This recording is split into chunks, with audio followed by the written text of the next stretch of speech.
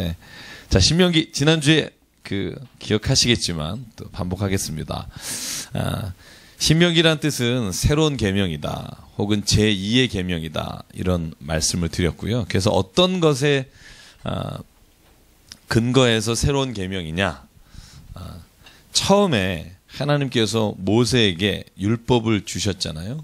그 계명을 다시 모세가 출애굽한 이후에 출생하거나 출애굽할 때 20세 미만이었던, 그래서 이제 광야를 지나 가나안 땅에 정착할 그 세대에게 주는 계명이다. 그래서 새로운 계명이다라는 뜻으로 말씀을 드렸고요. 이 모세 세 편의 설교가 이 신명기 전체의 주제입니다. 그래서 일단 도식을 좀 나눠보면 1장부터 4장 43절까지가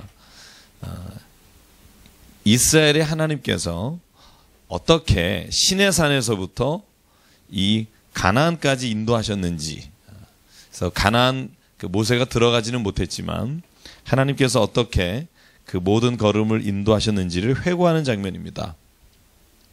그래서 이제 모세가 우리가 흔히 민수기에 읽었던, 특히 민수기 13장, 14장, 21장 내용을 가지고 우리가 하나님 앞에서 광야에서 이러이러한 범죄를 저질렀다, 그것 때문에 우리가 가나안 땅에 우리 세대는 못 들어간다, 그런 교훈으로 시작하는 게 이제 신명기의 첫 대목이고요.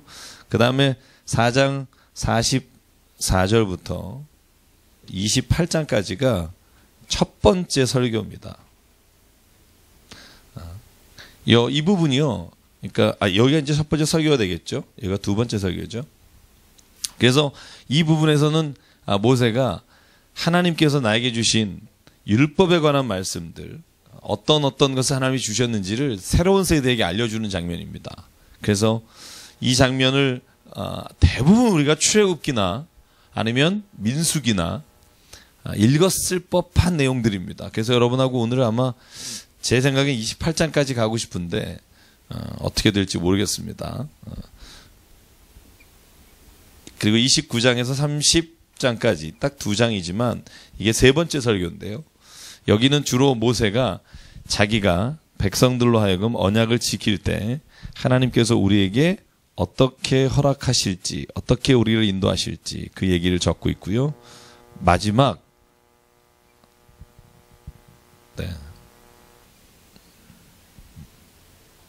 이렇게 성령이 임할 때 이렇게 음향 시스템에 문제가 생기고 막 이래요. 그죠? 믿음으로 받으시길 바랍니다. 아멘 하신 분이 없어서 다행이네요. 그죠? 31장에서 34장. 왜 보통 그런 거 많이 해요. 2단 집회 가면. 이렇게. 자, 이 마지막 모세가 이스라엘 백성들에게 유언하는 장면입니다. 이 유언은 어떻게 되어 있냐면, 모세가 첫 번째 자기 뒤를 이을 여호수아에 대한 이야기와 또 12지파 중에 특별히 모세가 다시 한번 축복하는 말씀이 이 후반절에 있고요. 마지막 모세가 느보산에 죽는 장면이 나옵니다. 그래서 크게 보면 이렇게 4단락 정도로 이 신명기를 볼 수 있는데요. 오늘은 제가 바라기는 28장까지 쭉 한번 훑어볼 수 있을 거라고 생각을 해요. 그래서 신명기는 여러분에게 말씀드린 것처럼 물론 이건 계획일 뿐입니다. 오늘 2장 나갈 수도 있고 또 여러분 질문이 많아지면 그러나 계획은 세워야 된다, 늘 그런 생각 갖고 있기 때문에 신명기 말씀 들어가 볼게요. 나머지 제가 나눠드린 자료들은 집에서 한번 읽어오시면 이야기 나누실 때 좋을 것 같고요. 자, 1장 1절부터 보겠습니다. 1장 1절부터 볼 때, 자, 모세가 어디에서 쓴 그 말씀이냐고 되어 있냐면 1장 1절에 한번 같이 읽어볼까요? 시작.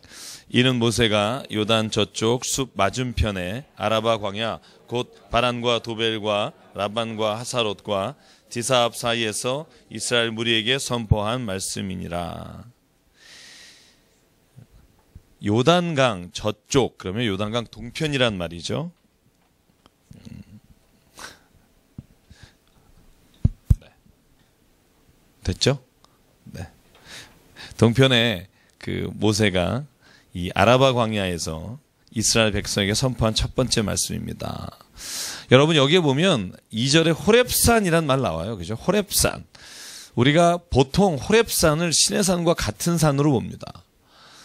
그래서 성경에 보면 호렙산이라고 따로 나와 있는 것이 없고요. 이 시내산하고 같이 적혀 있거나 아니면 시내산만 적혀 있고요.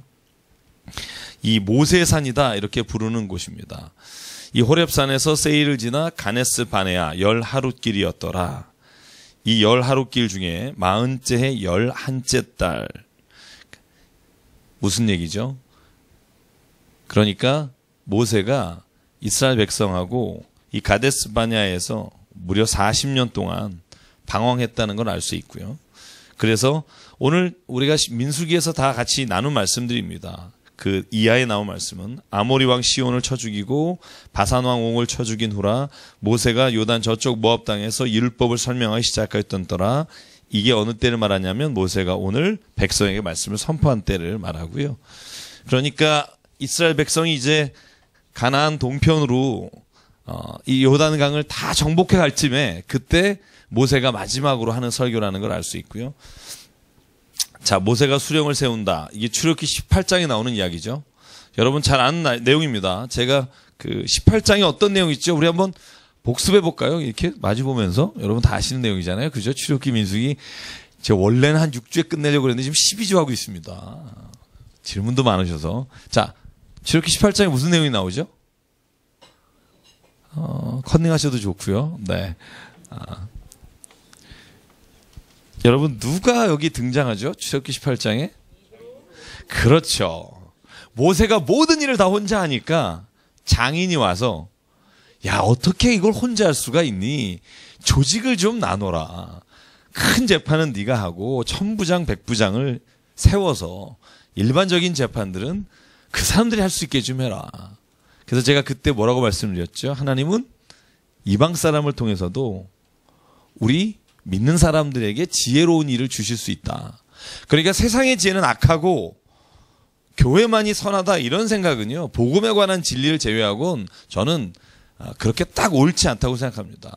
세상을 통해서도 배울 게 있습니다. 그리고 때로는 그 지혜를 따라서 우리가 해야 될 일도 있습니다.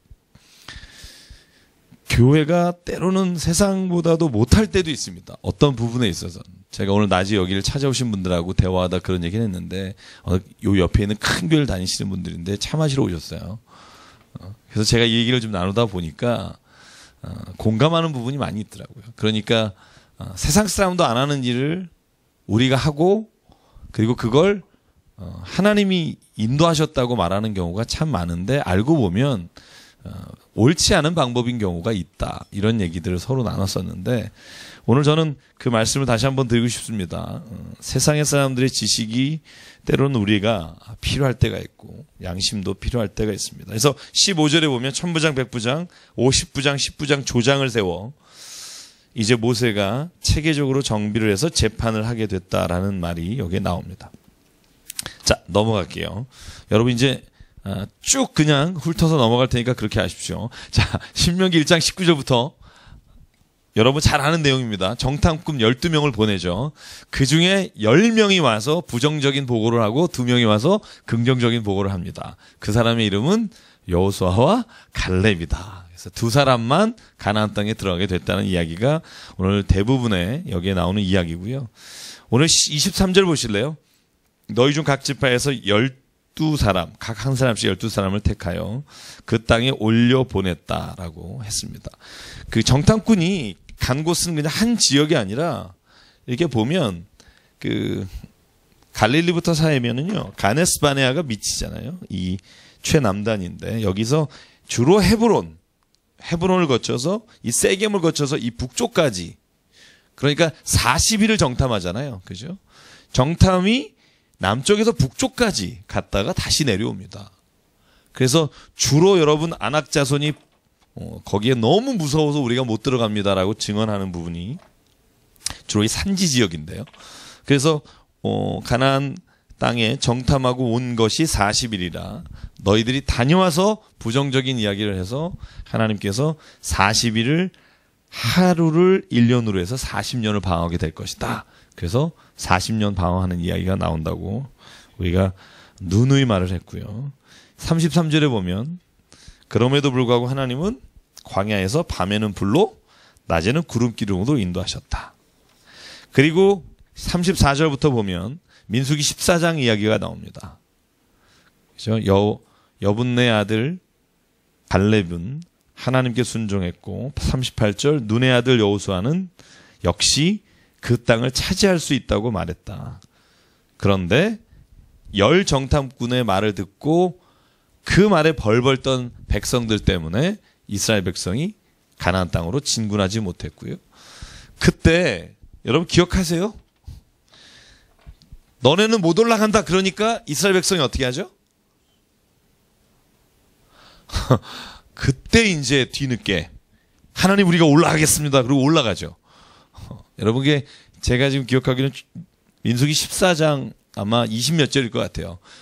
올라갑니다. 그러니까 하나님이 더 이상 너희와 함께 안 한다니까 우리가 올라가겠습니다. 그래서 쫄딱 망하죠. 전쟁에 피하고 아말렉에게 완전히 망한 다음에 그 다음에 다시 40년을 방황하게 됩니다. 그래서 제가 무슨 얘기 드렸죠? 하나님이 시킬 때 하는 게 가장 현명한 거다. 뒷북 치지 말자. 이런 얘기를 드렸던 기억이 나요. 그죠? 모든 일을 보면 내가 생각하는 시간이 있잖아요. 그죠? 내가 생각한 하나님의 뜻이 요때 이루어졌으면 좋겠다라는 것보다 저는 하나님이 계획하신 시간이 더 정확하다고 믿습니다. 그 고백이 있는 사람은요, 우리가 일의 더딤과 빠름으로 인해 하나님의 역사하심을 판단하지 않고 이 일이 정말 하나님이 기뻐하시는 일이냐 아니시냐에 초점을 두게 됩니다. 우리가 해야 될 일은 그런 거라고 생각합니다. 언제 어느 때에는 하나님이 정하시고요. 이것이 정말 하나님이 좋아하시는 일인지 아닌지를 우리가 말씀 가운데 결정할 수 있습니다. 그래서 그때와 그 시는 하나님이 정하시는 것으로 맡기는 것이 가장 좋다는 얘기를 나눴고요. 여러분 창세기 10장 한번 제가 여러분하고 한번 읽어볼게요. 그 창세기 10장을 보시면 제가 이제 앞으로 모세가 그 가나안 땅에 들어가게 될 때 전쟁을 하는 사람들이 7족속이잖아요. 여러분 한번 7족속 이름 한번 심심한데 해볼까요? 헷 족속, 또 가나안 족속, 또 아모리 족속, 또 브리스 족속, 또 여부스 족속, 아모리 했고요. 또 기르가스, 히위 족속. 야, 이제 됐어요. 다 7개. 이제부터 2단이에요. 지금부터 나오면 2단, 8개, 9개 막 이런 거. 7개. 자, 근데 여기에 우리가 맨날 듣는데 없는 족속이 있죠. 뭐죠? 그 이스라엘에 주로 그 해변가를 중심으로 있었던 블레셋 족속이 있죠. 블레셋. 그죠? 주로 사사기에 삼손과도 싸우고 하여간 되게 많이 싸운 사람. 그 블레셋이라는 게 있습니다. 그 족속은요, 주로 이 섬을 중심으로 해서 이 북쪽, 지중해 쪽에서 들어온, 그래서 철기 문화를 가진, 그래서 블레셋과 싸울 때 초반에 너무너무 고생하는 이유가 청동기와 철기의 싸움이에요. 그래서 굉장히 불리한 싸움이죠. 그래서 이 블레셋 족속에 대한 이름이 우리 모세가 언급하는 곳에는 나오지 않지만 실제로 이렇게 보시면 됩니다. 이 7개 족속입니다만 우리가 특별히 이 족속을 말할 때 가나안의 족속이라고 말합니다. 그죠? 그러니까 대표로 통칭되는 게 가나안 족속이에요. 왜 그럴까? 창세기 10장 열으셨죠. 거기에 햄의 아들 이름이 나옵니다. 이 햄은 소세지나 이런 게 아니고요. 함이죠. 햄이 아니라. 그죠? 샘, 함을 합치니까 샘이 되네요. 햄이 되고, 그죠? 함의 자손 이름 보실래요? 자, 그 중에 이름 하나가 눈에 들어오죠. 가나안이 들어오죠. 그죠? 자, 가나안의 자식의 이름을 한번 훑어보실래요? 제가 말한 7족속의 이름 중에 몇 개가 있는지 보실래요?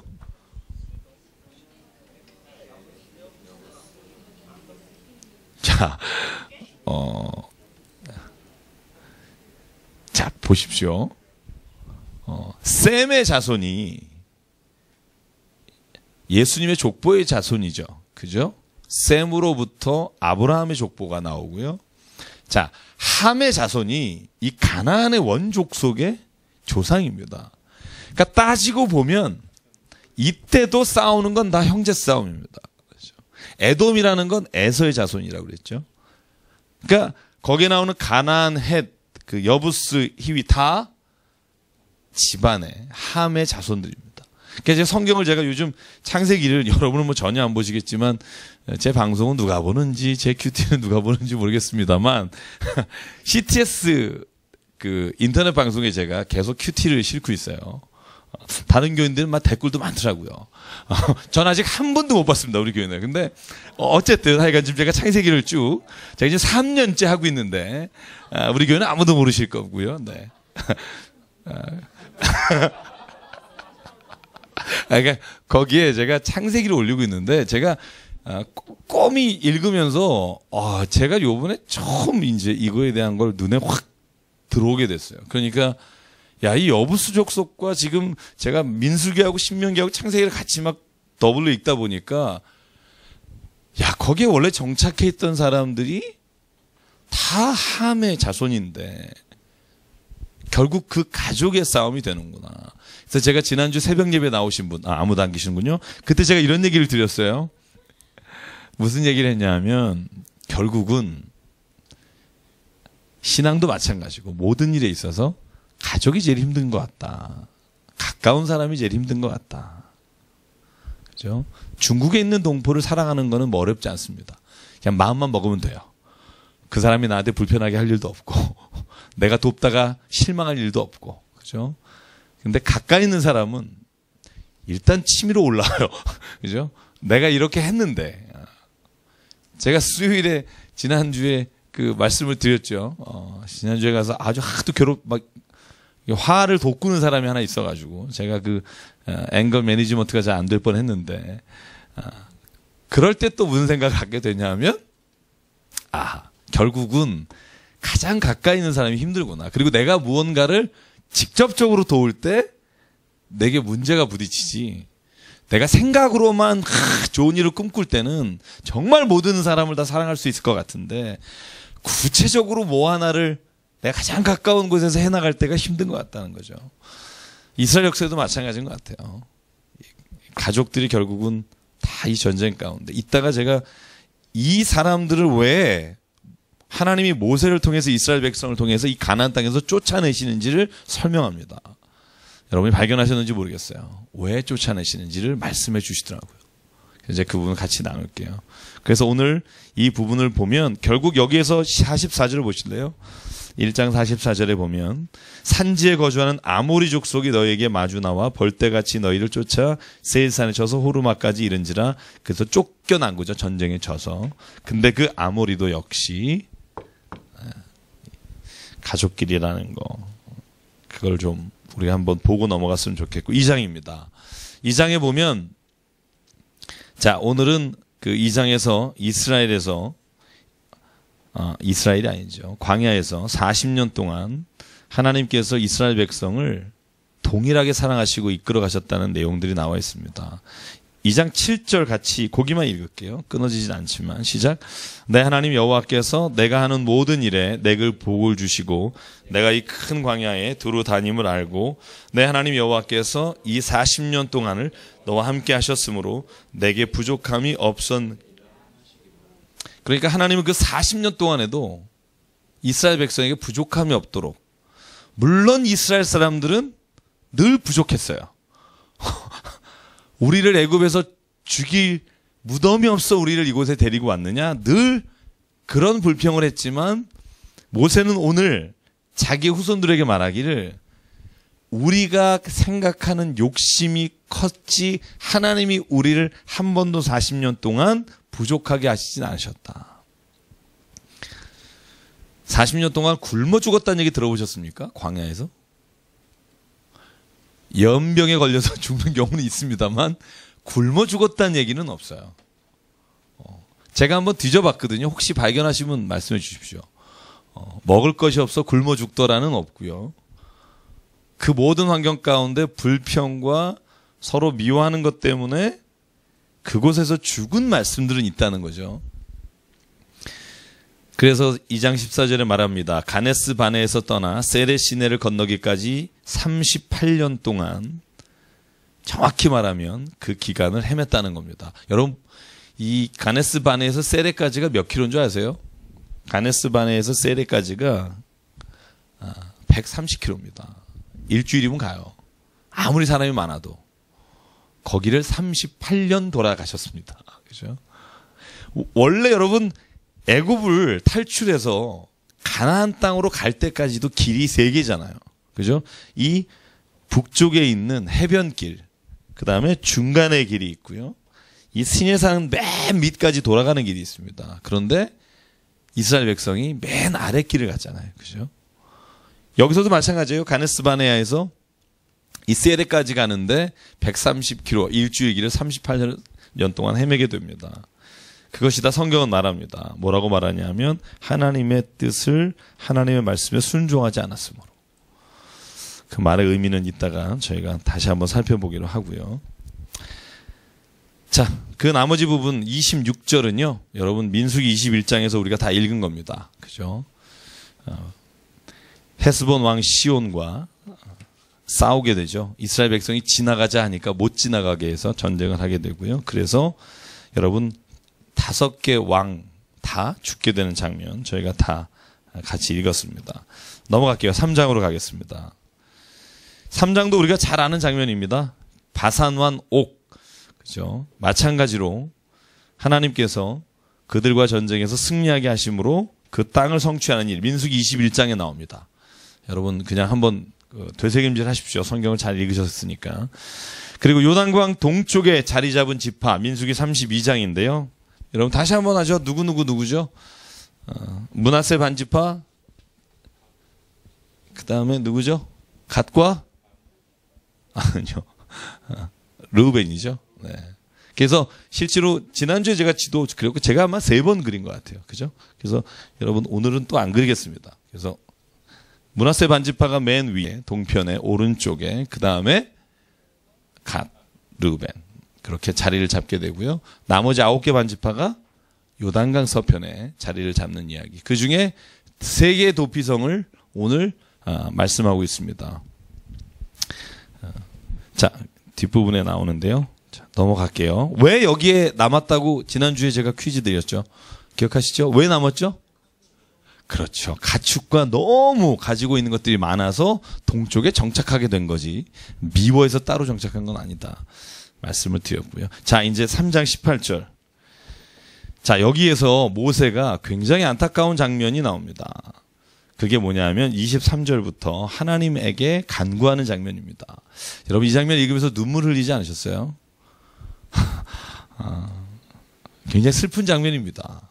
이스라엘 백성을 40년 동안 이끌었는데 가나안 땅에 못 들어간다는 하나님의 말씀을 듣고 지금 모세가 하나님하고 이야기를 나누는 장면입니다. 여기만 한번 같이 읽어볼까요? 한번 23절에서 27절까지만 저 교독할게요. 그때 내가 여호와께 간구하기를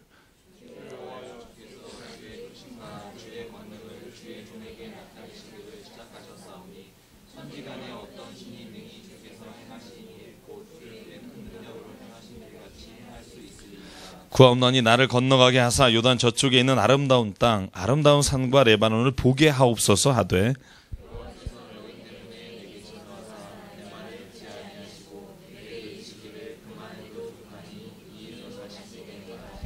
같이 읽죠. 너는 비스가 산 꼭대기에 올라가서 눈을 들어 동서남북을 바라고 내 눈으로 그 땅을 바라보라. 너는 요단을 건너지 못할 것임이니라. 자, 모세가 지금 백성들에게 하는 말이에요. 내가 이런 일이 있었다. 내가 하나님께 진짜 들어가고 싶습니다. 하나님이 무리바에서 네가 한 일 때문에 나를 거룩하게 하지 못한 것 때문에 못 들어간다. 하나님 들어가고 싶습니다. 그랬더니 하나님이 내게 다시는 이 일로 기도하지 마라. 말하지 마라. 여러분 뭘 깨닫게 돼요? 저는 여기 읽으면서 아무리 기도해도 안 되는 게 있습니다. 기도만 하면 된다. 아니 하나님이 역사하지 않으시기로 오늘 모세에게 말씀하신 일, 이와 같은 일이 똑같은 게 고린도후서 12장에 있죠. 무슨 내용이죠? 바울이 내게 있는 가시를 낫게 해달라고 3번을 간구하였으니 그때 하나님이 내게 뭐라고 그랬죠? 나의 은혜가 너에게 족하다. 이제 이 같은 것으로 나에게 그죠? 구하지 말라. 너의 약한 곳에서 강함이 드러난다. 그렇게 하나님 말씀하시는 장면이 얼마나 비슷한지 모릅니다. 제가 이 말씀을 한번 비교해서 고린도전서 12장 9절을 읽으니까 내 은혜가 내게 족하다 이 말이 딱 나오면서 이 두 개가 너무 오버랩되는 거예요. 여러분 누군들 병에서부터 낫고 싶지 않겠습니까? 그죠? 근데 하나님은 바울에게는 다시는 나에게 그 동일한 말씀으로 기도하지 마라. 모세기도 말합니다. 하나님 이번 한 번만 정말 가나안 땅 가고 싶습니다. 하나님 말합니다. 내게 다시는 말하지 말라.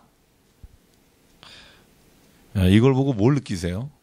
혹시 느끼는 거 없으세요? 혹시? 네? 두렵죠. 그러니까 잘 사세요. 또 뭘 느끼세요? 네. 모세가 안 됐다. 그죠? 늘 그 생각 하시죠? 네. 그죠? 성질 한번 냈다고. 저번에 질문하셨었죠? 하나님 너무하십니다. 그렇게 수고했는데, 너무 야박하시다. 뭐, 우리끼리는 뭐, 하나님 들으시는구나. 또 다른 건 없어요? 뭐, 전정훈 집사님은. 똑같아. 그렇구나. 근데 성경을 보면요. 모세가 이 얘기를 한 번 하는 게 아니라 몇 번 해요. 몇 번. 하나님이 나에게 허락하지 않았다. 그래서 저는 이걸 보면서 또 한 가지를 생각해요. 이건 저의 개인적인 생각인데 모세가 가나안 땅에 들어갔으면 행복했을까? 그러니까 가나안 땅에 들어가지 못한다는 건 어떻게 보면 모세에게는 너무나 하고 싶은, 너무나 꿈과 같은 일이 실현되지 않은 거지만 한편으로 보면 여호수아가 서편으로 가자마자부터 하는 게 뭔지 아세요? 전쟁입니다. 전쟁으로 시작해서 전쟁으로 끝난 애는 아니죠. 사람의 역사가 여호수아입니다. 여호수아는요. 전쟁으로 시작해서 전쟁으로 끝나다가 여호수아 24장에 그냥 전쟁하다가 돌아가시고 사사기가 옵니다. 그러니까 저는 어떻게 보면 하나님이 모세로 하여금 느보산에서 가나안 땅으로 들어가지 못하게 하셨다는 것도 모세가 바라보거나 또 한편으로 보면 그렇게 볼 수 있지만 저는 그 땅에 못 들어간 거는 또다시 시작되는 전쟁의 역사에 모세는 이제 참여하지 않게 하시려는 하나님의 뜻도 있지 않았을까라는 생각을 갖습니다. 제가 이 생각을 왜 갖냐면 저희 아버님 때문에 그래요. 저희 아버님이 일찍 돌아가셨어요. 그죠? 뭐 아주 일찍은 아닙니다만 67세에 아주 건강하실 때. 여기에 성경에 여러분 신명기 34장에 뭐라고 나오죠? 모세가 죽을 때 어땠더라? 참 찾아볼까요? 모세가 돌아가실 때 상태를 성경이 뭐라고 말하냐면요. 역시 눈이 흐리지 않고 기력이 쇠하지 않았다. 그러니까 건강했단 말입니다. 그렇죠? 그래서 저희 아버님이 건강할 때 돌아가셨잖아요. 눈이 흐리지 않고 기력이 쇠하지 않으실 때 낮에 윷놀이 하시고 저녁에 설교하시고 주무시다가 그래서 많은 분들이 그런 얘기 했어요. 아버님이 너무 안타깝게 가셨다고. 너무 한참 일하실 때. 왜냐하면 저희 아버님이 굉장히 바쁘셨을 때인데. 근데 지금 돌이켜보면 이런 고백을 저희 가족이 해요. 뭐냐 하면 하나님이 진짜 좋으실 때 데려가셨다. 정말 좋으실 때 데려가셨다. 물론 아들은 힘들었어요. 물론 자식들은 좀 힘들었지만 하나님이 아버님을 봤을 때 저는 참 좋을 때, 가장 건강할 때 하나님께서 그냥 자다가 데려가셨다. 그래서 저는요, 우리가 한 사건을 볼 때 A라는 측면으로 볼 수도 있지만 B라는 측면으로 볼 수 있다고 생각합니다. 그러니까 이스라엘이 멸망했다. 여러분 성경에 여러 번 나오죠. 특별히 북이스라엘이 아시리아에게 멸망하거나 남유다가 바벨론에게 멸망하거나 다시 50년 후에 여러분 페르시아가 회복시켜서 예루살렘에 돌아오거나 아니면 또다시 또 로마에게 점령당하거나 이 모든 역사를 볼 때 한편으로는 굉장히 잘못되고 안타깝고 너무나 하나님이 고난을 주신 것 같지만 한편으로는 다시 영적으로 회복되고 다시 무엇인가 새롭게 시작할 수 있는 계기가 된다는 거예요. 저는 그래서 우리의 인생도 마찬가지라고 생각합니다. 아주 우리 인생에서 정말 패배한 것 같고 다른 사람과 비교했을 때 너무너무 지금은 아니라고 생각했던 일이요. 어떤 다른 눈으로 보면 그때 정말 나에게 새로운 기회와 도전이 있었고 그때가 아니었다면 내가 이 일을 해볼 수 있었을까? 이런 일이 분명히 있을 거라고 생각해요. 여러분 그런 일 없으세요? 저는 그랬던 것 같아요. 제 인생을 돌아보면 야 이건 정말 내 인생에서 생각하고 싶지도 않은 일이다라고 생각했던 그 일이 때로는 나로 하여금 지금 하나님 앞에서 정말 하나님의 부르심을 따라 살게 하신 가장 중요한 시기였다라는 고백을 하게 하시는 것. 저는 그것이 저희가 성경을 통해서 우리의 안목을 바꾸게 되는 계기라고 생각합니다. 안목을 바꾸는 것. 그래서 여러분에게도 이와 같은 일이 있다면 그 일을 믿음의 눈으로 보게 되기를 간절히 바랍니다. 믿음의 눈으로 보면 그 일이 달라집니다. 그리고 내가 믿음의 길을 걸어가면 내 과거의 글이 다 하나님 앞에서 하나님이 계획하신 일에 포함되게 되죠. 제가 여러분에게 그래서 기회 있을 때만 말씀드린 게 있잖아요. 과거를 바꾸는 방법이 있습니다. 과거를 바꿀 수 없다고 말하지만 저는 바꿀 수 있다고 생각합니다. 어떻게 바꾼다 그랬죠? 어떻게 바꾼다 그랬죠? 타임머신을 타고 가서 과거를 바꿀 수 있는 방법은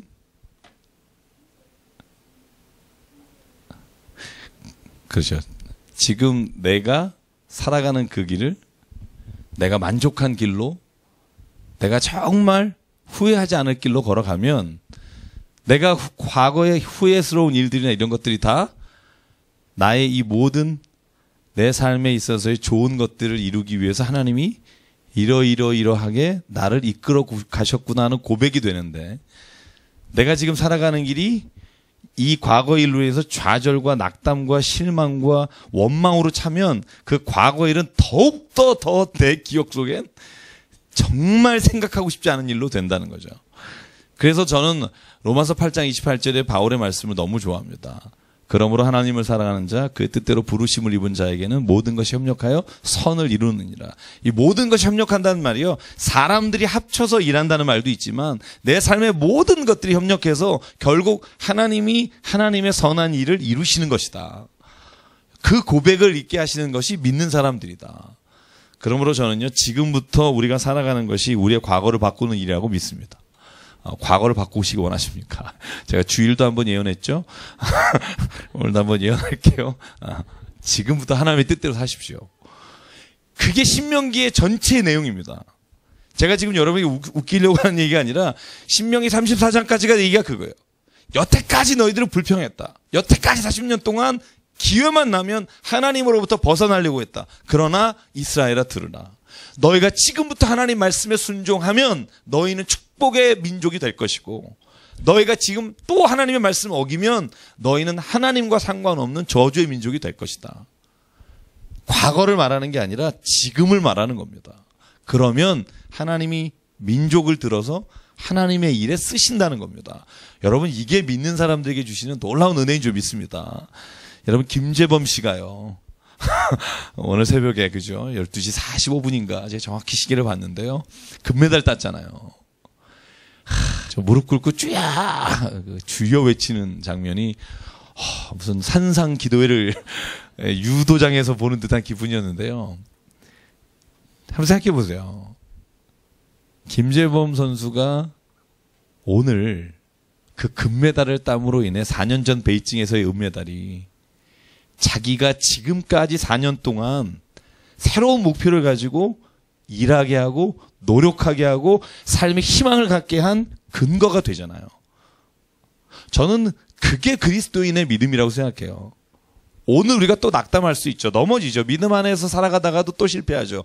근데 하나님을 다시 붙잡고 내가 그 길을 하나님 믿음 안에서 걸어가면 내 과거의 그 길도 하나님께서는 모든 것이 협력하여 선한 길로 이루시는 길 가운데 있다는 걸 보게 되는 줄 믿습니다. 저는 그게 제 믿음입니다. 그래서 매일매일 하나님 앞에서 새롭게 되기를 원합니다. 이게 오늘 바울이 아니죠. 모세 설교입니다. 모세 설교가 그겁니다. 이스라엘 백성아 들으라. 너희들이 하나님 말씀에 순종해라. 그리고 하나님 말씀을 쭉 들려줍니다. 자, 그래서 오늘 4장에 보면요, 지켜야 될 율법들과 규례들이 쭉 나옵니다. 여러분, 이 부분은요, 제가 여러분과 여러 번 반복했기 때문에 출애굽과 민수기에서 궁금하신 분은 출애굽기 19장을 쭉 읽어보시고요. 자, 제가 요 중간에만 한번 읽어볼게요. 4장 15절부터 하나님이 그런데 제일 싫어하는 게 뭐냐? 이건 여기만 나오는 게 아니라 신명기 전체를 이끌어가는 핵심적인 부분인데요. 하나님이 제일 싫어하는 게 뭘까? 뭐라고 나오죠? 우상입니다. 우상. 여러분, 하나님이 우상을 왜 싫어할까? 여기 신명기 4장에 하나님이 자세하게 소개했습니다. 우상을 왜 너희가 믿지 말아야 하는가? 19절을 볼까요? 제가 볼 때는 3개인데 여러분 4개를 발견하실 수 있고요. 19절에 한번 같이 읽어볼게요. 19절 시작.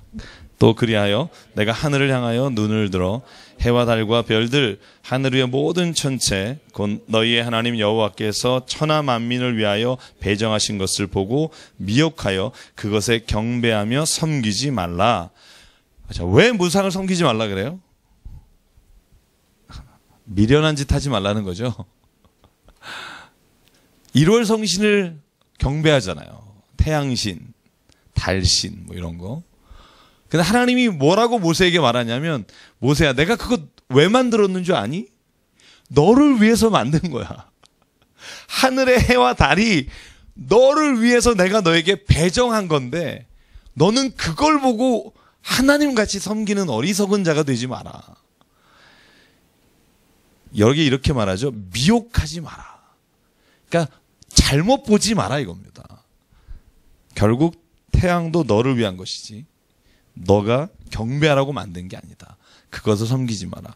28절 보실래요? 같이 읽을게요. 시작.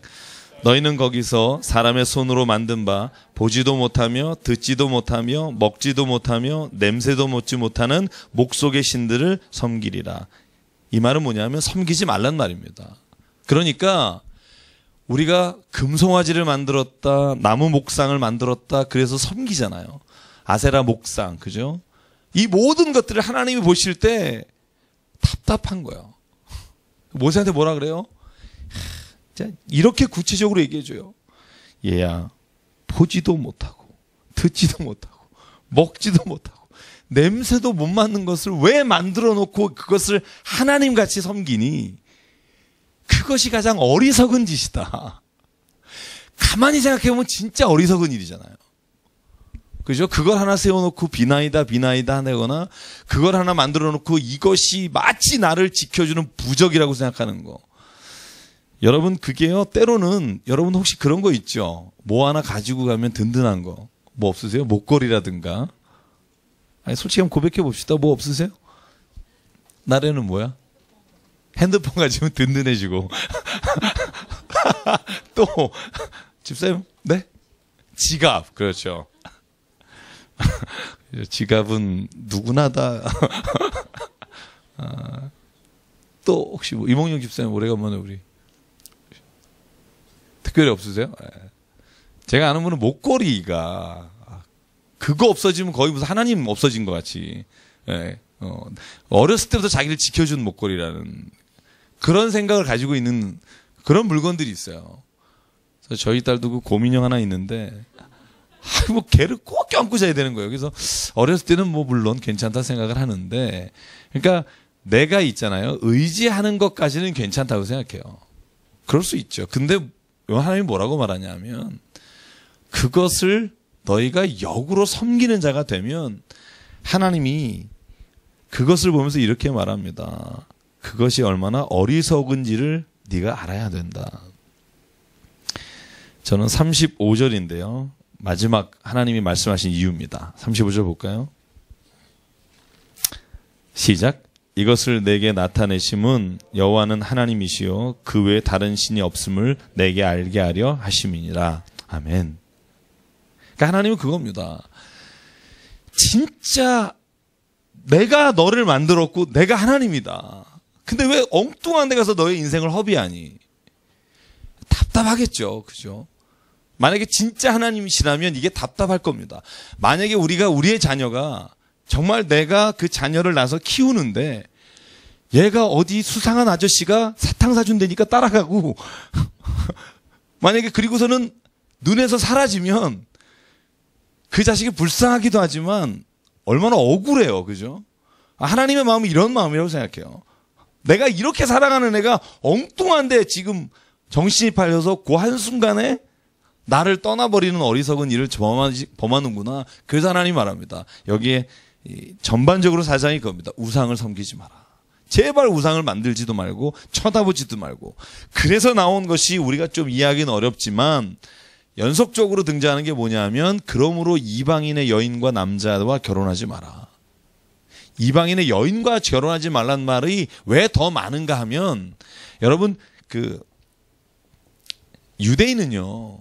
남자는 비교적 자유롭게 여자를 선택할 수 있지만 여자가 다른 데 가서 이방인의 남자를 데려오는 일이 거의 없어요. 그렇기 때문에 주로 이방인의 여인과 그런데 오늘 모세의 신명기를 보면요. 너희가 결혼하지 마라 이렇게 돼 있고 그 다음에 설명하기를 남자는 여자를 데리고 오지 말고 여자는 남자를 데리고 오지 말라. 구체적으로 써 있어요. 그래서 왜 이방인을 자기 아내와 남편으로 받지 마라? 이유는 딱 한 가지예요. 너희가 그들이 믿는 우상을 하나님으로 섬길까? 그래서 아예 너희가 누가 이방인과 결혼하면 그 사람은 너희에게서 내쫓아라 이렇게 되어 있습니다. 그러니까 얼마만큼 어리석은 일이냐라고 하나님께서 말씀하시는 부분이죠. 그죠? 아버지를 찾으셨으면 다른 집 기웃거리지 말자 이런 거죠. 저는 그런 말씀인 것 같아요. 그래서 오늘 성경에 보면요. 제가 그 32절 말씀도 하나 읽어보면 내가 있기 전 하나님의 사람을 세상에 창조하신 날부터 지금까지 지나간 날을 상고하여 보라. 하늘 이 끝에서 저 끝까지 이런 큰 일이 있었느냐? 이런 일을 들은 적이 있었느냐? 이게 하나님이 주신 말씀이에요. 그러니까 이스라엘 백성아, 내가 사람을 창조하고 지금 지나온 모든 날을 돌아봐라. 내가 이 땅 끝부터 저 땅 끝까지 너에게 줬는데 이거보다 더 큰 일이 있느냐? 왜 너희가 나에게서 떨어지려고 하느냐? 저는 그래서요. 우상을 섬기지 말라가 섬기면 죽인다 이렇게 들리지 않고요. 너 진짜 왜 이렇게 어리석은 일을 정하니? 내게로 돌아와라 이렇게 듣는 겁니다. 그래서 호세아서를 읽으면 하나님께로 돌아오라. 그렇죠? 여호와께 돌아오라. 모든 게 예레미야나 이사야가 돌아오라는 겁니다. 왜? 진짜 하나님이 너의 아버지 되시기 때문에. 너의 어머니 되시기 때문에. 이 이단 중에 어머니 하나님 믿는 데가 있어서 이게 조심스러워요. 성경에 우리의 어머니시다 이런 말이 나와요. 중앙일보에 전면 광고 냈죠. 네, 동아일보였나요? 중앙일보도 냈고요. 반면 광고였어요. 제가 본 건 중앙일보에 하나님은 어머님이시다. 그래서 하나님의 교회라는 이단이 광고를 냅니다. 그래서 이제 어머님이시다 이렇게 많이 겁나요. 저 하나님의 건 아니고요. 네, 그러니까 거기는 이제 그 안산홍이라고 하는 이단 교주가 85년에 죽었어요. 그래서 그 부인이 교주예요. 그래서 이제 하나님은 어머니시다 이렇게. 그래서 여러분 근데 아마 거기 이단이 지금 제가 알기로 50만이 넘습니다. 그러니까 전 세계적으로. 그래서 어머니를 그리워하는 자극하는 게 있나 봐요. 모성애를. 예, 거기는 다 어머님이에요. 하나님은. 그래서 하나님은 어머님이시다. 들어가 보면 뭐 아주 네. 성경 공부 더 하고 들어가 보세요. 그래서 하나님은 우상을 섬기지 말라는 게 시기와 질투하는 마음이라고 질투하신 하나님이다 이렇게 성경은 표현도 하지만 하나님은 정말 안타까운 마음입니다. 안타까운 마음. 자녀가 아버지나 부모님의 품을 떠나는 모습. 41절부터 요단강 동편 도피성 말씀드렸죠. 제가 여러 번 말씀드려서 일단 동편의 세계, 서편의 세계입니다. 그리고 율법을 이제 선포하는 장면이 나오고 신명기 5장이 그 유명한 10계명입니다. 자, 여러분 저번에 한번 했지만 한 번 더 우리 해볼까요? 너네는 뭐 믿니? 그러면 이제 우리 하나님 믿어, 예수님 믿어. 그 다음엔 그냥 참 우리는 좋은 일을 해. 뭐 이러죠. 그죠? 10계명 정도 외웁시다. 그죠? 1계명은 나 외 다른 신을 섬기지 말라. 2계명은 우상을 섬기지 말라. 3계명은 내 여호와 하나님의 이름을 망령되이 일컫지 말라. 4계명은 안식일을 기억하라. 5계명은 내 부모를 공경하라. 6계명은 살인하지 말라. 7계명 간음하지 말라. 8계명 도둑질하지 말라. 9계명 내 이웃의 것 거짓 증언하지 말라. 마지막 10번째는 내 이웃의 아내를 탐내지 말라. 도둑질하지 말라와 이웃의 아내를 탐내지 말라가 나눠져 있어요. 여러분에게 예전에 한번 출애굽기 때 말씀드렸죠. 개신교의 10계명과 캐톨릭의 10계명이 다르다. 기억하세요? 뭐가 달라요? 열심히 들으셨다면. 자, 캐톨릭에는 뭐가 없어요? 몇 계명이 없어요? 10계명이 없어? 웬일이니? 자, 천주교에는요 2계명이 없습니다. 우상을 섬기지 말라가 빠져 있습니다. 그래서 1계명이 나 외 다른 신을 섬기지 말라. 2계명이 내 여호와 하나님의 이름을 망령되이 일컫지 말라. 3계명이 안식일을 기억하라. 4계명이 내 부모를 공경하랍니다. 그리고 맨 마지막에 10계명으로 돼 있는 내 이웃의 아내를 탐내지 말라와 내 이웃의 물건을 탐내지 말라가 분리되어 있습니다. 근데 실제로 이걸 뭐 천주교가 우상을 믿어서 그런다 뭐 이렇게 표현하는 사람도 있는데 실제로 이건 우리가 이 마태복음 5장의 팔복이라 그러잖아요. 그죠? 그런데 그게 실제로는 성경에 팔복이라고 나와 있는 게 아니고요. 심령이 가난한 자는 복이 있나니 천국이 저희 것이며 이렇게 쭉 읽다가 8개니까 8개 복이다. 그리고 이게 우리가 중국 성경을 번역했잖아요. 맨 처음에. 중국은 제일 좋아하는 숫자가 뭐예요? 8이에요. 그래서 팔복이 진짜 좋은 복이잖아요. 근데 실제로는 9개입니다. 요즘 신학자들은 그 뒤에 너희를 핍박하고 너희를 거스르는 자를 축복하라. 이런 말씀이 있잖아요. 그것을 또 하나의 똑같은 패턴으로 봐요. 그래서 이걸 어디서 자르느냐. 여기도 마찬가지예요. 실제로 10계명이요. 10개를 이렇게 딱딱딱 잘라놓은 게 아니라 어디로 어떻게 자르느냐에 따라 달라질 수 있고 이 우상을 섬기지 말라. 이 2계명은 이 어거스틴 때부터 계명에서 이 캐톨릭이 하는 계명으로 분류했었어요. 왜냐하면 제1계명 나 외 다른 신을 섬기지 말라와 우상을 섬기지 말라는 하나로 보는 거예요. 그래서 어떻게 자르느냐에 따라 10계명이 좀 차이가 있고 지금도 여전히 다릅니다. 여전히 다릅니다. 그래서 아마 좀 그런 것도 있지 않나 얘기하는 사람도 있어요. 아무래도 거기는 이제 아이콘이나 이런 게 있으니까 좀 부담스러워서 이걸 이렇게 좀 합쳐서 하지 않았나라는 말이 있습니다만, 그래서 개신교는요 이 10계명을 하나님께서 우리에게 오늘도 유효하게 주신 법으로 믿습니다. 그래서 여러분 1계명부터 4계명은요 뭐에 관한 것 같으세요? 하나님과 인간의 관계잖아요. 특별히 여기에서 강조하는 건 제가 볼 때 믿음입니다. 믿음. 그죠? 그러니까 이 4계명은 전부 다 뭐와 관련되어 있냐면 하나님을 믿는 거하고 관련되어 있습니다. 그런데 6계명부터 10계명까지는 그 중심이 달라요. 중심이 뭐에 있죠? 사람과 사람인데요.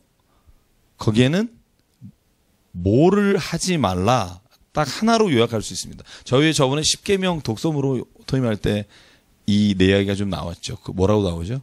탐욕이라는 단어가 나와요. 욕심. 그죠?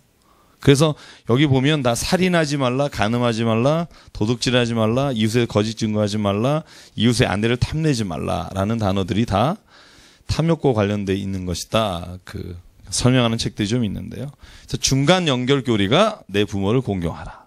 그죠? 그래서 이제 다 외우셨죠? 네. 다음 주에 시험 보겠습니다.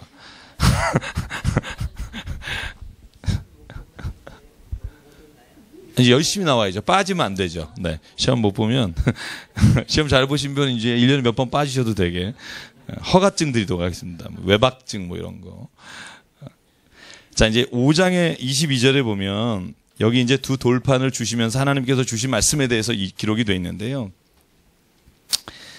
자, 오늘 여기서부터 제가 이제 아까 말한 28장까지요. 그냥 쭉, 훑어보겠습니다. 그러니까 읽는 것이 아니고 그냥 가겠습니다. 성경에 보면 이렇게 말합니다. 이 쭉 55장부터 28장까지 하나님 말씀과 율법과 규례와 법도 이렇게 나오고요. 율법과 규례와 법도에 순종하면 뭘 받는다? 복을 받고 너희가 이 말씀을 순종하지 않으면 저주를 받는다. 참 이 저주라는 단어 사람이 아마 제일 싫어하는 단어 중에 하나일걸요. 그죠? 분신사바 분신사 기분 되게 나쁘잖아요. 막 그죠? 막 사람 이름 떠오르면서 그러면 기분 되게 나쁘잖아요. 그러니까 어쨌든 이런 저주다 이런 거 굉장히 나빠한단 말이에요. 그죠? 근데 이 단어가 굉장히 자주 나와요. 신명기에도 자주 나오고. 근데 하나님이 왜 진짜 율법과 규례와 법도 이거를 따르면 복을 주겠고 따르지 않으면 저주하겠다. 왜 이렇게 말씀하셨을까? 제가 신명기를 진짜 제가 요번에는 한 몇 번을 읽었는지 몰라요. 한번 도대체 왜 이런 말씀을 하셨을까? 막 이렇게 패턴을 좀 찾아보느냐고. 근데 제가 깨달은 게 있어요. 물론 제가 깨달은 게 여러분과 동일하지 않다는 걸 제가 알지만 깨달은 게 뭐냐 하면 미리 얘기는 안 해주고 여러분 얘기 들을게요. 왜 이렇게 하셨을까? 왜 이렇게 했을 것 같아요? 왜?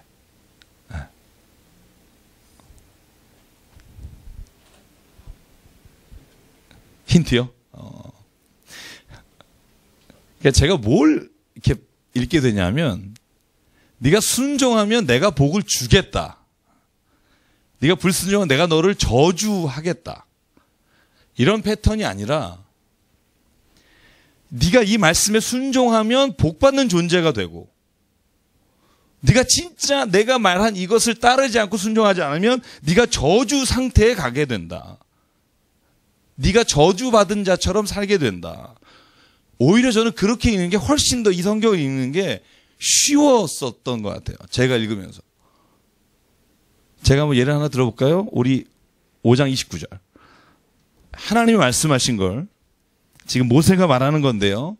잘 보십시오. 이게 하나님이 복을 주겠다는 건지 아니면 같이 읽어볼게요. 시작. 다만 그들이 항상 이 같은 마음을 품어 나를 경외하며 내 모든 명령을 지켜서 그들과 그 자손이 영원히 복 받기를 원하노라. 이렇게 돼 있잖아요. 그러니까 실제로 이 명령을 지키는 것 자체가 복을 받는 거예요. 그러니까 하나님이 뭐를 주신다는 게 아닙니다. 그런 게 한둘이 아닙니다. 제가 성경에서 지금 한번 쭉 같이 찾아볼게요. 5장 29절, 32절, 33절, 6장 24절. 제가 찾은 건 그런데요. 자, 한번 그러면 33절 한번 읽어볼게요. 시작. 너희 하나님 여호와께서 너에게 명령하신 그 모든 도를 행하라. 그리하면 너희가 살 것이요 복이 너에게 있을 것이며 너희가 차지한 땅에서 너희의 날이 길리라. 그래서 복을 주신다는 것보다 복을 누린다는 표현이 훨씬 더 자연스럽다는 생각을 하게 돼요. 그래서 제가 깨달은 게 그겁니다. 하나님의 법을 지키는 사람은 하나님이 약속하신 복을 누리게 됩니다. 저는 그게 성경이 말하는 복과 참 일치한다고 생각해요. 성경이 말하는 복, 성경의 시편 1편과 마태복음 5장이 복에 관한 유일한 말씀이에요. 물론 다른 데도 복이라는 말이 있지만 blessed 아후 이렇게 돼 있나요? 그 복 있는 사람은 이라고 시작되는 건 두 개밖에 없어요. 근데 시편은 뭐라고 돼 있어요? 복 있는 사람은 악인의 꾀를 쫓지 아니하며 죄인의 길에 서지 아니하며 오만한 자의 자리에 앉지 아니하며 오직 여호와의 율법을 즐거워하여 그 율법을 주야로 묵상하는 자로다. 제가 예전에 한번 특강할 때 얘기한 거 기억나시는지 모르겠습니다. 이런 복을 받고 싶으십니까? 제가 물어봤어요.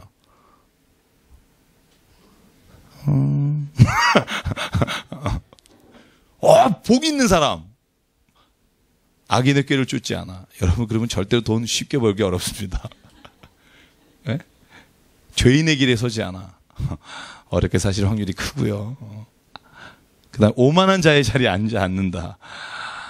여러분은 그냥 평범하게 사셔야 됩니다. 그것도 그런데, 복 있는 사람은 오직 여호와의 말씀을 즐거워하여 그 말씀을 주야로 묵상하는 사람. 굶어 죽기 좋습니다. 제가 이건 약간 오버한 거고요.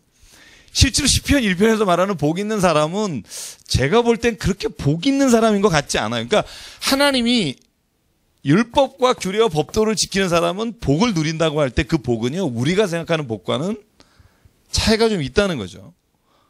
물론 여기에서 복을 구체적으로 구약은 이렇게 말해요. 너희가 땅을 차지할 것이고 너희가 장수하게 될 것이고 너희가 하나님의 동행하심을 체험하게 될 거다. 저는 그러니까 율법과 법도를 지키는 사람은 복이 있다. 그 다음에 마태복음 5장 볼까요? 심령에 관한 자는 복이 있나니 천국이 저희 것이며, 그 다음에 뭐죠? 애통하는 자는 복이 있나니 저희가 위로를 받을 것이며, 위로하는 자는 복이 있나니 저희가 배부를 것이며, 자, 또 뭐가 있죠? 의에 주리고 목마른 자는 복이 있나니 저희가 배부를 것이며, 이게 배부를 것이네요. 8개 하다 보면 헷갈려요. 그죠? 긍휼히 여긴 자는 복이 있나니 저희가 긍휼히 여기를 받을 것이며, 의를 위해 핍박을 받는 자는 복이 있나니, 그것도 똑같죠? 저희가 천국이 저희 것임이라. 그죠? 두 부류가 천국이 저희 것임이랍니다. 어쨌든 제가 이걸 다 말하려는 게 아니라 이 8개도에 한번 생각해 보세요. 이걸 복이라고 생각하시는 분 있으시면 한번 우리 거수해 볼까요? 애통하는 사람. 근데 성경 원문에 보면 애통하는 사람, 지금 애통하는 사람은 미래에 하나님께서 그 사람을 위로해 줄 것이다, 그렇게 나오지 않아요. 지금 애통하는 사람이 지금 복 있다예요. 지금 심령에 가난한 사람은 지금 복 있는 거다. 그러니까 성경의 관점은요, 우리가 지금 막 의를 위해 핍박을 받으면 나중에 하나님께서 우리를 하여금 천국에 데려갈 것이다가 아니라, 의를 위해 핍박을 받는 지금 너희가 복된 사람이다. 이걸 받아들일 수가 쉽지 않죠. 의를 위해 열심히 일했는데 핍박받으면 괜한 짓 했다고 혼나요. 집에서 혼나고 주변에서 왜 그런데 끼어들었냐 그러고, 그죠? 근데 성경은 말하기를 의에 줄이고 핍박을 받는 사람, 의를 위해 핍박을 받는 사람은요, 이미 하나님이 그 가운데 복이 있다는 거예요. 그러니까 구약은 말할 수 있는 거예요. 하나님의 율법과 규례와 법도를 정말 이 하나님이 주신 말씀을 지켜서 내 이익과 상관없이 내가 정말 어떠한 어려움을 당하든지 상관없이 이걸 지키면 하나님은 그가 복을, 하나님이 말씀하시는 복을 누리는 자가 되게 해주신다는 거죠. 그러니까 이러려면 뭐가 있어야 돼요? 하나님이 주시는 복이, 내게 복이라는 고백이 있는 사람이 이 복을 누릴 수 있게 되죠. 이 복이 내게 복이라고 느끼지 않는 사람은 절대로 이 복을 누리지를 못하게 되죠. 그리고 누리는 게 기쁨이 안 되죠. 내가 목에 칼이 들어와도 내가 그 얘기는 안 한다. 그죠? 우리가 그런 얘기 흔히 하잖아요. 그죠? 칼 들어오면 대부분 해요. 합니다. 김영한 씨는 요번에 고문당하셨다 그러는데, 그죠? 그러니까 뭐냐 하면, 내가 실제로 이거는 정말 내 목숨같이 여긴다, 이것만큼은 내가 포기할 수 없다, 이게 내가 생각하는 하나님의 복과 일치한다면 하나님의 이 말씀을 지키는 게 복이라고 느낄 수 있죠. 그걸 복이라고 생각하고 받고 싶죠. 근데 이걸 복이라고 느끼지 않으면 내가 이걸 지킴으로 오는 것이 복인지 아닌지를 구분하기도 어렵다는 거죠.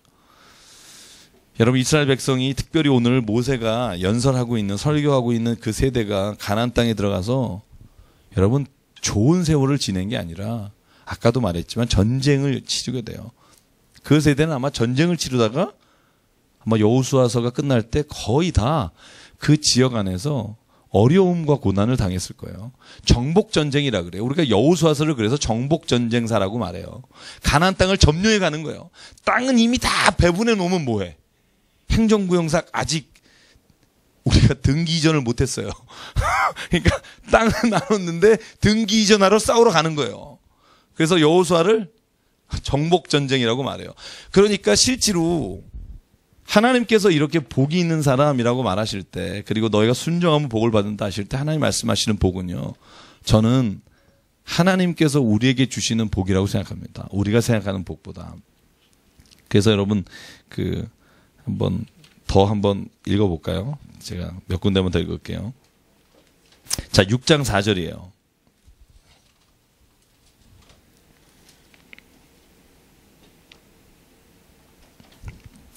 자, 복을 받고, 이제 3절이 이겁니다. 이스라엘아 듣고 삼가 그것을 행하라. 그리하면 내가 복을 받고 내 조상들의 하나님 여호와께서 내게 허락하신 같이 적과 꿀은 땅에서 내가 크게 번성하리라.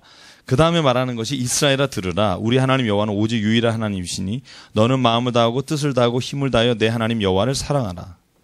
오늘 내가 내게 명하는 이 말씀을 너는 마음에 새기고 내 자녀에게 부지런히 가르치며 집에 앉았을 때든지 길을 갈 때든지 누워있을 때든지 일어날 때든지 이 말씀을 강론할 것이며 너는 또 그것을 손목에 매어 기호를 삼아 내 미간에 표를 삼고 내 집 문설주와 바깥문에 기록할지니라. 12절. 애굽 땅에서 종되었던 너희를 인도하신 여호와를 잊지 마라.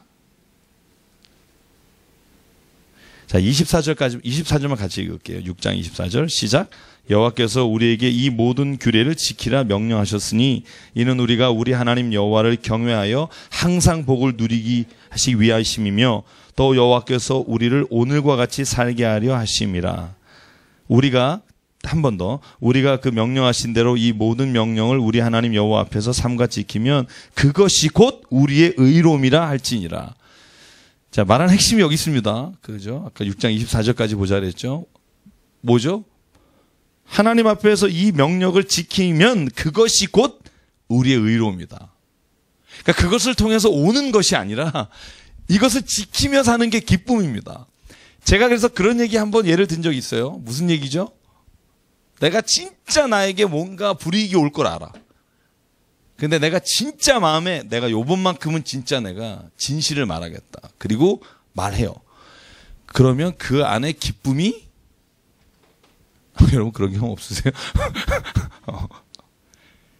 내가 정말 이것이 내게 불이익이 올 수도 있지만 진실을 제가 하나 예를 들게요. 제가 미국에서 한번 이런 일이 있었어요.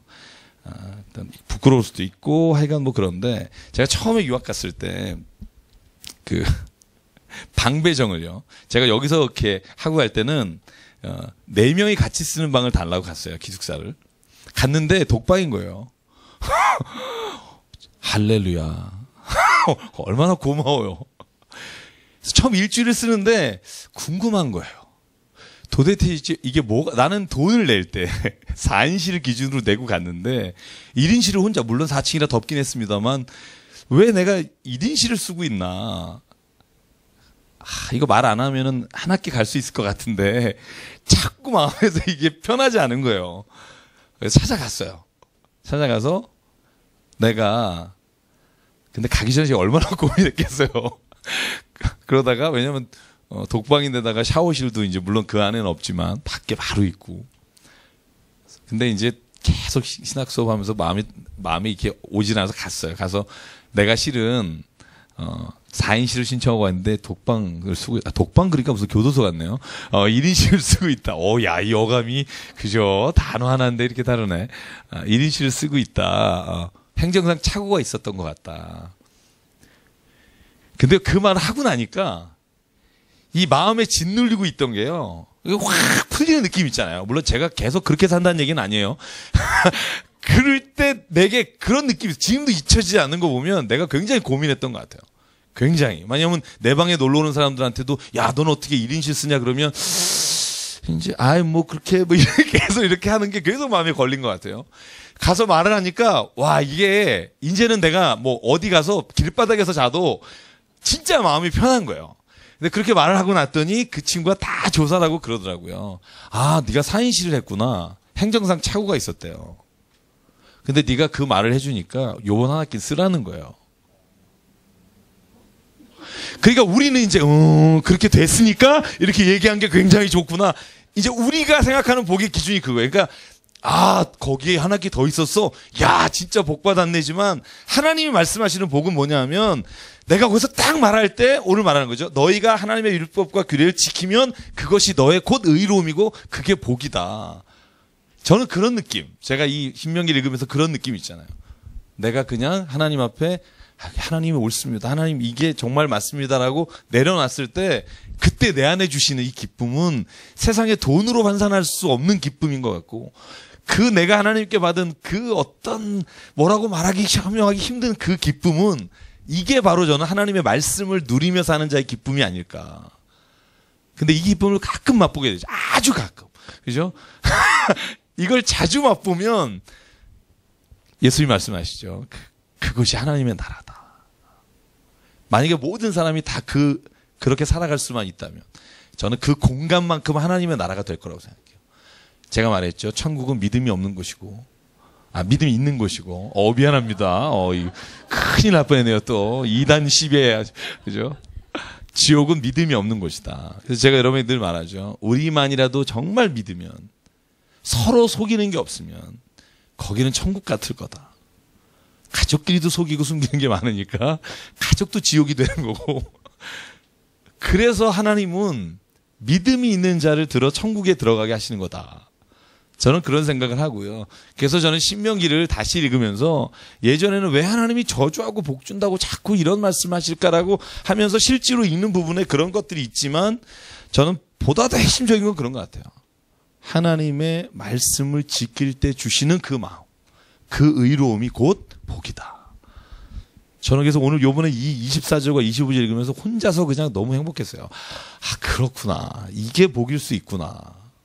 근데 우리는 어떻게 보면 더 하찮은 결과에 집착해서 하나님이 내게 주시는 그 본성적인 기쁨을 누리지 못하는구나. 저와 여러분의 그 기쁨들이 좀 더 많이 쌓여가기를 바랍니다. 그러면 참 좋겠다. 이 땅도 우리가 있는 교회도. 그리고 오늘 7장에 보면요. 제가 오늘 11장까지만 갈게요. 네. 너무 무리한 것 같아요. 28장은. 죄송합니다. 네. 7장 1절에 7족속이 나옵니다. 그죠? 아까 말씀드렸지만 다 같은 자손입니다. 노아의 자손. 함의 아들 가나안 중에 또 그 자손. 7장 5절에 나옵니다. 또 우상을 불사르라. 너희는 선택된 거룩한 백성이다. 여기 성민이다 이 말이 거룩한 백성이다. 그래서 베드로후서 2장 9절에 나오잖아요. 너희는 왕 같은 제사장이며.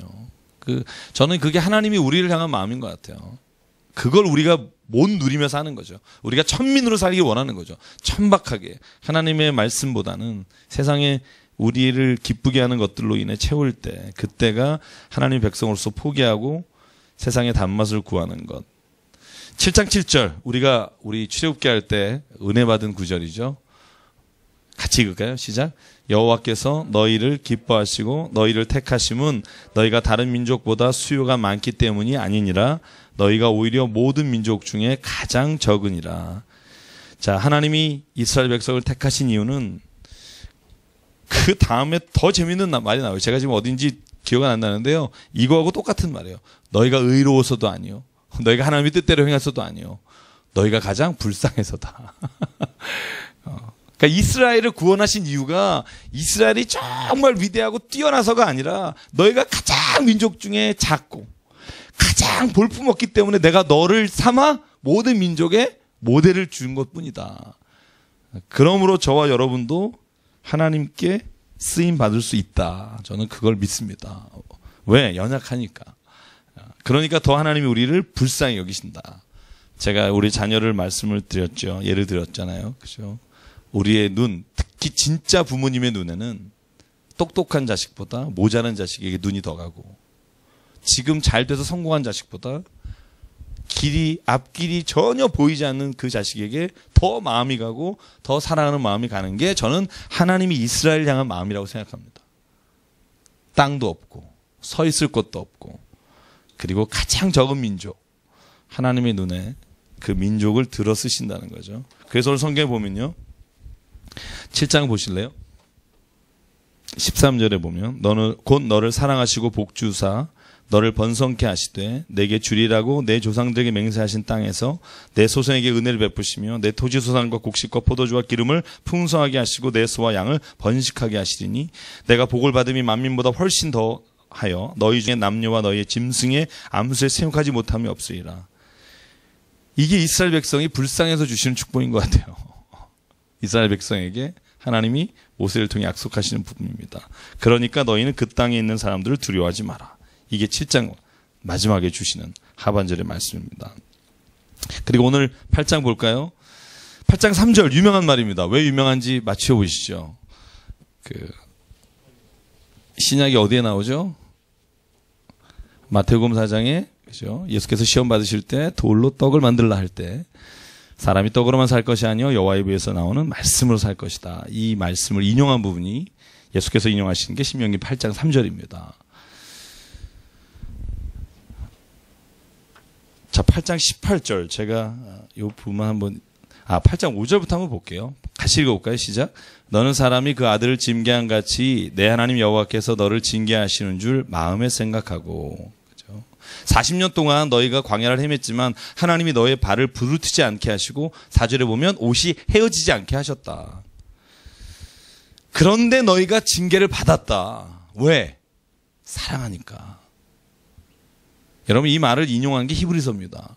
혹시 누가 성경이 있으시고 잘 찾으시면 히브리서 12장 6절 찾아보실래요? 12장 6절.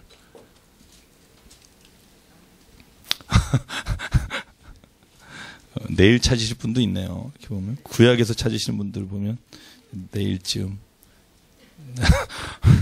신약 뒤쪽에 있습니다. 히브리서 12장 6절 읽어보시죠.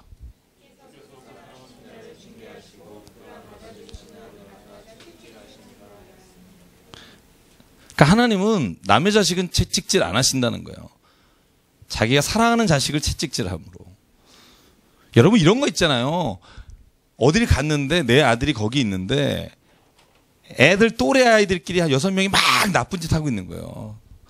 그러면 가서 남의 먼저 못 패잖아요. 내 새끼 먼저 이놈의 새끼 누가 이렇게 가르쳤어 그러고 자기 애를 때리잖아요. 그리고 나서 혼내 아니에요? 남의 애부터 패세요? 보통 자기 애를 먼저 혼내고 그 다음에 다른 사람 자녀에게 뭐라 그러잖아요. 그러니까 하나님이 오늘 이스라엘 백성에게 이 모세를 통해 주시는 말씀이 그거죠. 그걸 히브리서에 똑같이 인용합니다. 하나님 우리를 징계하심은 우리를 그의 아들을 징계하심과 같이 하신다. 그러니까 그 자식이 더 잘되기 위해 하시는 것이지 죽이기 위해 하시는 징계가 아니다. 저는 이게 오늘 하나님이 이스라엘 백성에게 모세를 통해서 주시는 징계의 이유라고 말씀하고요. 자, 이제 마지막으로 하나만 더 보겠습니다. 제가 요거만 하고 오늘 일단 마칠게요. 시간이 그죠? 생각보다 많이 가서 소털같이 많은 시간에 뭐 이렇게 빨리 서둘지 마시고요. 저희 교수님이 항상 하셨던 말씀입니다. 수업 시간에. 자, 백성의 불순종. 제가 아까 말씀드렸죠. 가나안의 7 족속을 하나님이 그 땅에서 쫓아내시는 이유가 있다. 잘 보세요. 자, 여기를 좀 보실래요? 우리는 이렇게 생각하죠. 성경을 잘 안 읽었을 때. 하나님은 이스라엘 백성을 선택하셔서 이스라엘 백성을 가나안 땅에 보내시려고 나머지 7 족속을 몰아내셨다. 그죠? 우리가 생각하는 도식이죠. 근데 성경은 그렇게만 보지 않아요. 그리고 오히려 그렇게 보지 않는 게 어쩌면은 더 성경적이에요. 그죠? 그게 오늘 모세가 하는 고백이에요. 왜 7 족속을 내가 그 가나안 땅에서 너희를 통해 내쫓는지 아니? 이유가 있다는 거예요. 성경 한번 보실까요? 거기만 한번 읽어볼게요. 9장 4절 5절입니다. 같이 읽어봅시다. 시작. 내 하나님 여호와께서 그들을 내 앞에서 쫓아내신 후에 내가 심중에 이르기를 내 공의로움으로 말미암아 여호와께서 나를 이 땅으로 인도하여 들여서 그것을 차지하게 하셨다 하지 말라. 이 민족들이 악함으로 말미암아 여호와께서 그들을 내 앞에서 쫓아내심이니라. 내가 가서 그 땅을 차지함은 내 공로로 말미암도 아니요 내 마음이 정직함으로 말미암도 아니요 이 민족들이 악함으로 말미암아 내 하나님 여호와께서 그들을 내 앞에서 쫓아내심이니라. 여호와께서 이같이 하심은 내 조상 아브라함과 이삭과 야곱에게 하신 맹세를 이루게 하심이니라. 아멘. 저는 이걸 읽으면서 아멘 나오더라고요. 여러분 이 내용이 뭐예요? 이스라엘아 니네가 공의로워서 그 땅을 주는 게 아니다. 니네가 정직해서도 아니고 오히려 지금 그 7 족속이 하나님 앞에 범죄하고 악을 행했으므로 내가 아브라함과 이삭과 야곱에게 약속했던 그것을 기억해서 그 땅에 너희를 보내는 것이다. 여러분 이렇게 생각하면 뭐가 바뀌어요? 하나님은 이스라엘 백성과 함께 하심으로 나머지 백성을 다 쳐내신 하나님이다. 이게 소위 말하는 유대인들이 말하는 시오니즘이라면 우리는 아닙니다. 하나님은 7 족속이 범죄할 때 아브라함과 약속을 기억하셨다가 한참 시간이 흐른 후에 그 땅에 그 민족을 벌하시기 위해 이스라엘 백성을 보냈고 이스라엘 백성이 그 땅에 살아가면서 또 범죄하고 범죄할 때 하나님은 아시리아와 바벨론을 들어서 그 이스라엘 백성을 또 내쫓으셨고 그 사람들이 또 포로 가운데 하나님 앞에 간구하고 부르짖을 때 하나님이 또 바벨론의 죄의 번성함을 보시고 성경 보시죠. 예레미야나 이사야에 나옵니다. 바벨론이 하나님 앞에 범죄함으로 말미암아 하나님이 페르시아를 통해 물러내시고 페르시아를 통해 이스라엘을 구원하셔서 예루살렘 땅에 돌아오게 하셨습니다. 이게 어떻게 보면 성경을 크게 읽는 틀입니다. 여기 모세가 대놓고 말하잖아요. 왜 대놓고 말할 수 있어요? 같은 민족이니까. 그리고 지도자였으니까. 이제 마지막으로 후손들에게 말하는 겁니다. 너희들을 그 땅으로 인도하시는 것 너희들이 공의롭기 때문이 아니고 정직하기 때문도 아니고 지금 그 민족이 악함 때문이다. 저는 이 말을 읽으면서요. 저는 그렇구나. 그죠? 우리가 생각하는 것이 이스라엘 중심의 생각이지만 하나님은 모든 민족마다 그 민족을 부르시고 하나님 뜻 안에서 이끌어 가시는 방법이 있다고 생각합니다. 저는 그 방법을 우리가 우리의 눈으로 바라볼 수 있는 게 우리나라 이 땅 안에서 또 우리의 민족을 바라보는 우리의 눈이 될 수 있다고 생각해요. 그렇다면 우리의 민족이 지금 어떤 범죄와 악을 저지르고 있는가를 바라볼 수 있어야 하고 그 가운데 회개할 수도 있어야 하고 그래서 우리 저녁마다 우리 금요일에도 우리 민족을 위한 기도를 같이 가끔 하는데 민족의 죄가 나의 죄로 보일 때 그리고 우리가 돌아설 때 하나님은 한 민족을 구원하신다는 우리가 확신이 있어야 나라를 위해서 기도할 수 있고 우리가 이 민족을 위해서 기도할 수 있는 줄 믿습니다. 그래서 오늘 여기까지 오늘 성경 말씀 읽고요. 여러분 여기 와서 처음 듣는 얘기 없었으면 좋겠고요. 성경을 읽어오셔서 같이 이렇게 좀 다음 주 신명기 끝냅니다.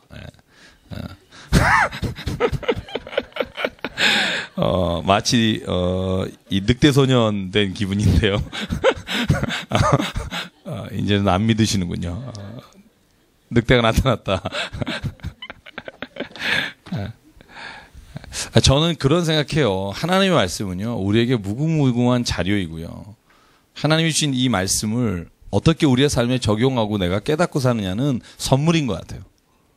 읽으면 읽을수록 단맛이 나는 것 같고요. 읽으면 읽을수록 그런 말씀이 여기에 숨겨 있구나. 그래서 저와 여러분이요, 그 단맛을 좀 적과 꿀이 흐르는 땅에 관한 이야기가 꿀맛 나는 성경 말씀이 되길 바라고요. 같이 잠깐 기도하겠습니다.